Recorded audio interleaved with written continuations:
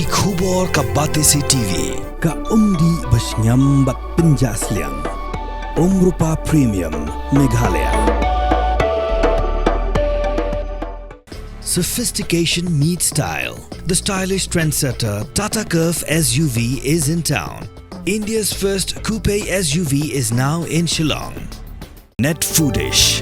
Ordar mapi, minwan ramangi hakerdob ying jongpi. Palat ars pangot kisamla. Kila Aplai nakabenta ban yorong Pule haka PA Sangma International Medical College and Hospital jongka University of Science and Technology Meghalaya kabadai ke private medical college ba ningkong haka jela. Haka jekren bat kilat pathai khubor haka arp khondai tarik urisau arhajar arpsau ka menteri ka bakhmi ya ketanat ka koj ka khia ka sorkar jela ka Dr. Ampareen lingdo kala Ïathuh banaki sispa sanpau tali ki seat arpulai tali ki dei ki NRI kota Nri pusau tali ki dei ki state kota bat nri pulai tali ki dei ki management kota ha ka baidei bat ka jingkno ba ka bai Pule kala rem shaba palat ka menteri kala Ïathuh ba yakni la menjur ha ka jelang ka bala long dangshen. Even in the normal sponsored seats given by the government of India, nominal fees are always in the procedure of things. It's not like I get a sponsored seat, so I go completely free. It is not correct. It is also correct that Mbbs students are eligible for a scholarship to cover these nominal payments that they have to make at the time of appointment. So when a nominee goes to an educational institution, they take their nomination letter, but they still have to pay a nominal fee.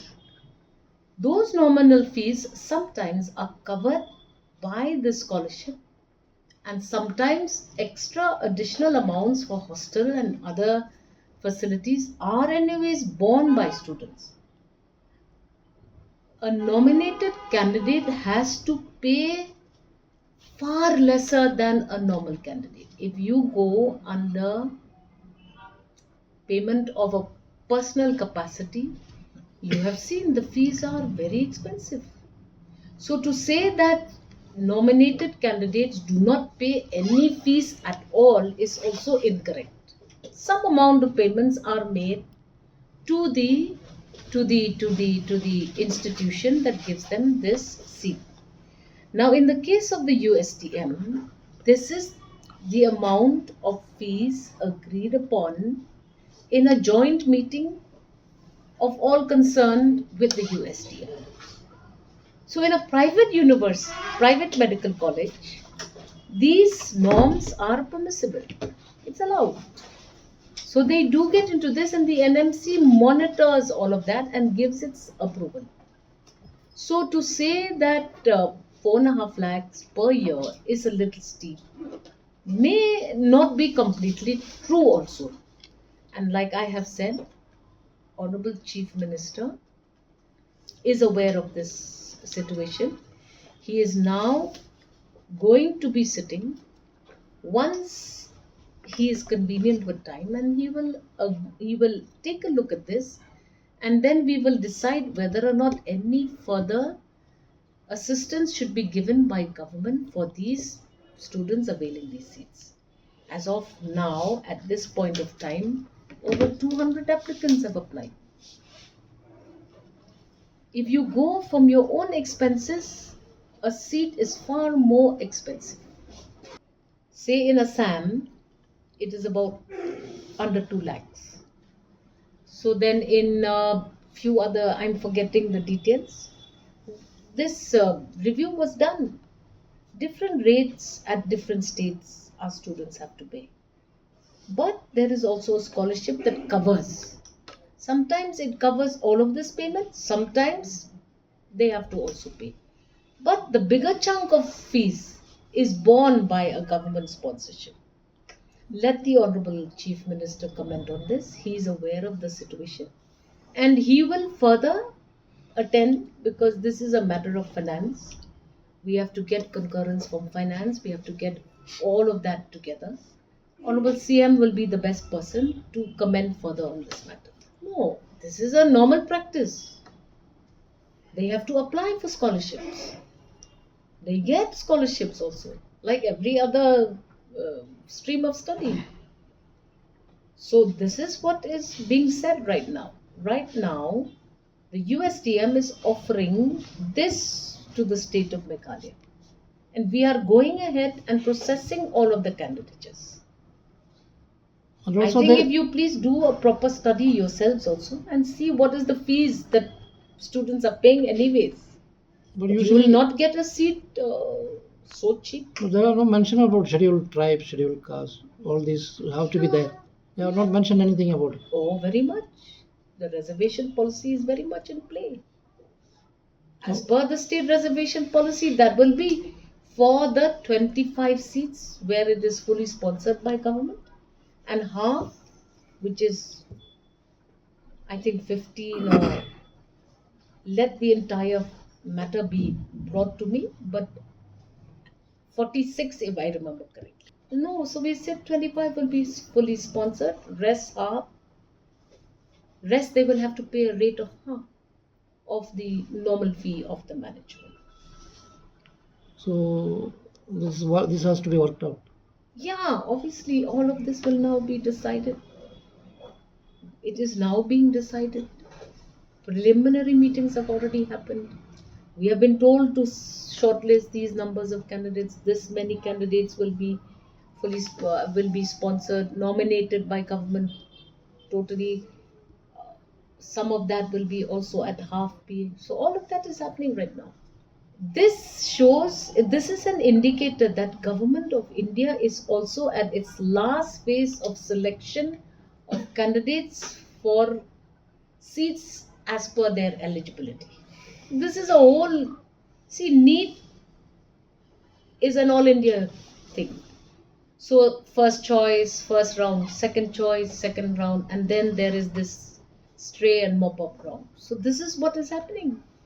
Even in the rest of the country, medical institutions have been given this much time to begin their courses, and USTM is meeting the deadline of the NMC.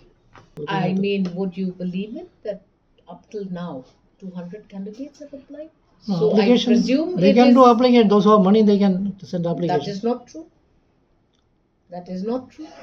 There are various options for kids. People know what they want. Kids are very smart. They know what is the market rate in a fully private fee. They know what is the rate in a partially private fee.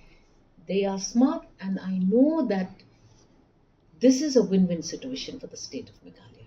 Let the Honorable CM study this matter, give him time. He will come up with his recommendations subsequently. I think it is reviewed after 30 years, but like I said, everything is at a stage of processing. The entire picture will be clear to us shortly. They've just been given this permission. We are working on the details. But to my knowledge, if I remember correctly, subject to review after 30 years. Ordinance is pending with the Honorable Governor.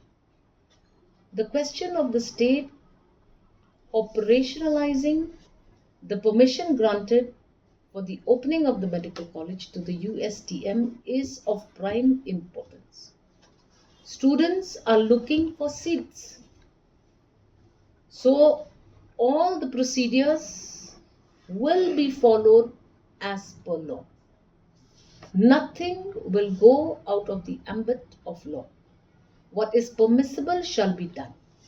But in order to meet the target of the starting of this medical college within this time frame that the NMC has given all medical institutions across India to function, we have to fast track all of that. There is absolutely no doubt that we are not in a hurry, but we want to meet the starting of this medical college. If you want to meet it, you have to follow a procedure. This procedure is being followed, and we have a deadline, and the commencement of classes have to be on a certain date. All of that is indicated by the NMCs. That is why you have this, what did you say it was called? Stray stray mobber, which means there are seats across the country in few of the institutions. Students can claim those seats as per their need qualification. Yes, need and reservation policy. You will be given the list. We will inform you. Let the initial procedure begin. We are awaiting for the consent of the ordinance, and we have to complete this procedure before this time frame given by the NMC. state quota. I am not aware. General? I just wanted to know the total number of seats, total number of applicants for USTM, because it's an online portal. I am not privy to any information beyond that. And the selection procedure is done by a notified committee. Cannot be done by anyone. USTM functions within the state of Meghalaya. It is the practice that they have to also have members nominated by the state government in that committee. That committee is also notified by the government of Meghalaya as per schedule. As per schedule. The consent of the government. How can you even presume that that consent is not coming? Let us cross that bridge when we reach it. Ordinance has already gone as per procedure to the Honorable Governor. Hopefully everything will be sorted out by then. Ma'am, you mentioned. No, so USTM also has to dedicate certain seats to the national quota, no? Yeah. It is standard. So the formula is standard for all institutions. It's not particular only for USTM. Government institutions have their own norms. Private institutions have their own norms. And fixation of fees is also recommended in those same norms. So allow us to at least process this immediately so that we stand to gain and our students are in a win-win situation as you yourself.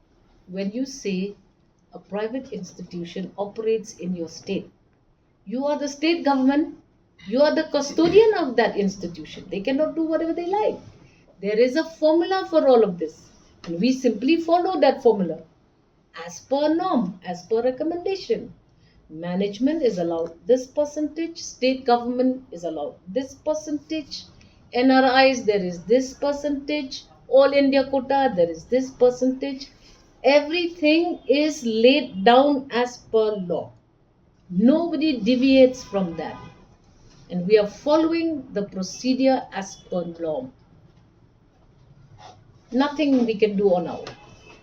That all of that will fall in place. But you mean to tell me that this is not a good situation for the state? I doubt it.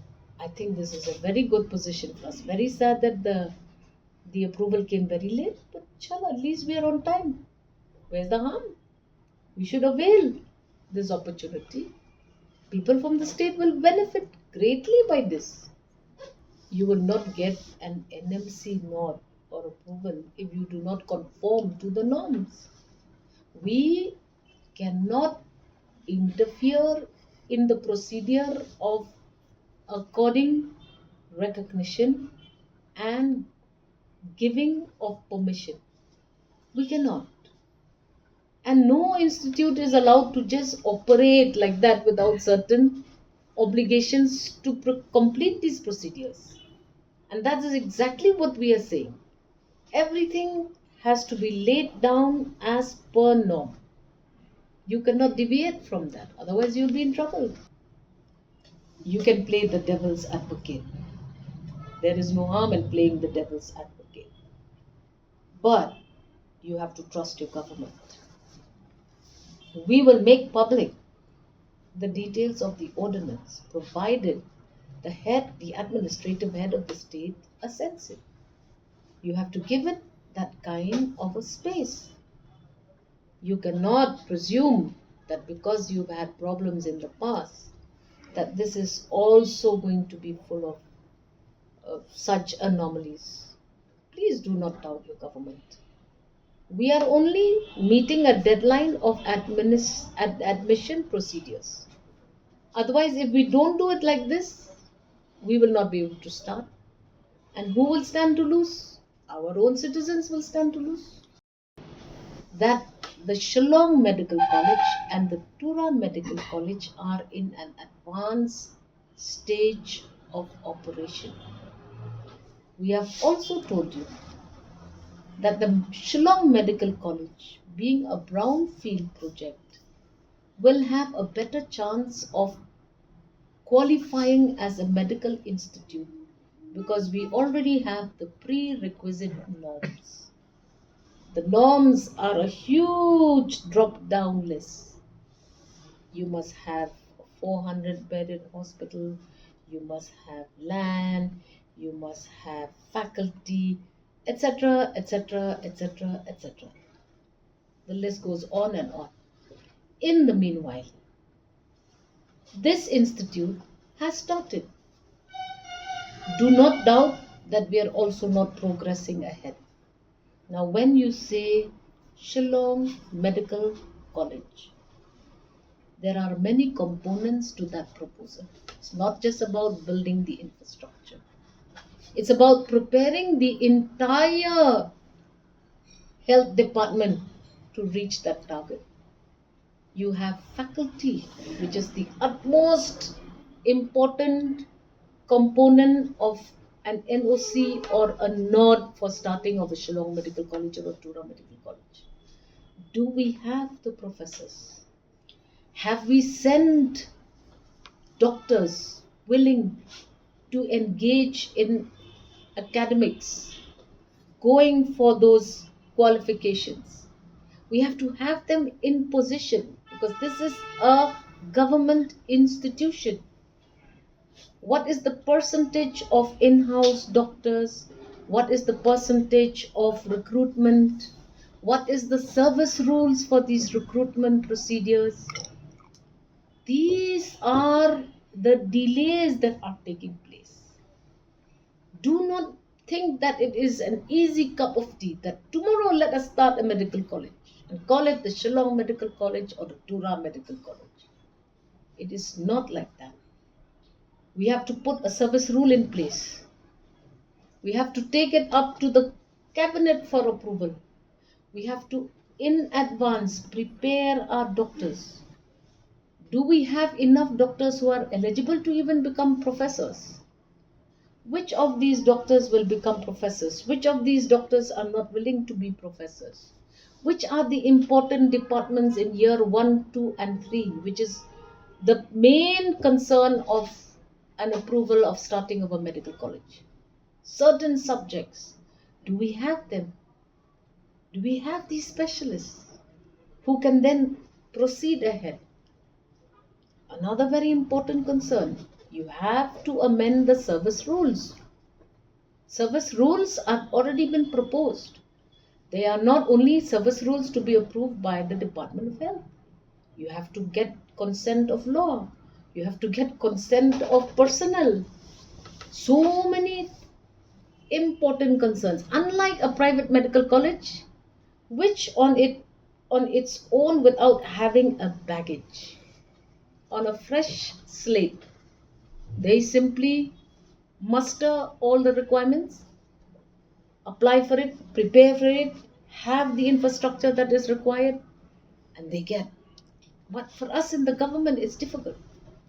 What are the promotions going to be like? How do we deal with the ages of doctors? What should be the age of retirement? So these are all very, very important concerns, and we cannot compare a private medical college to a government medical college. Therefore, for all of this, I require a 1-hour interview with you. We hope to meet this target of 25-26. We hope to meet this target of 26-27. You saw, to start a medical college, you need the funds. Do you have the funds? Where will it come from? What about the recurring funds? Government of India will give you a one-time infrastructure fund. But will that one-time infrastructure fund suffice for the running of a medical college? Not possible. There are certain infrastructural essentials. You must have this, you must have that, you must have this, so many things are there. We are on the job. Give us time. We are getting there.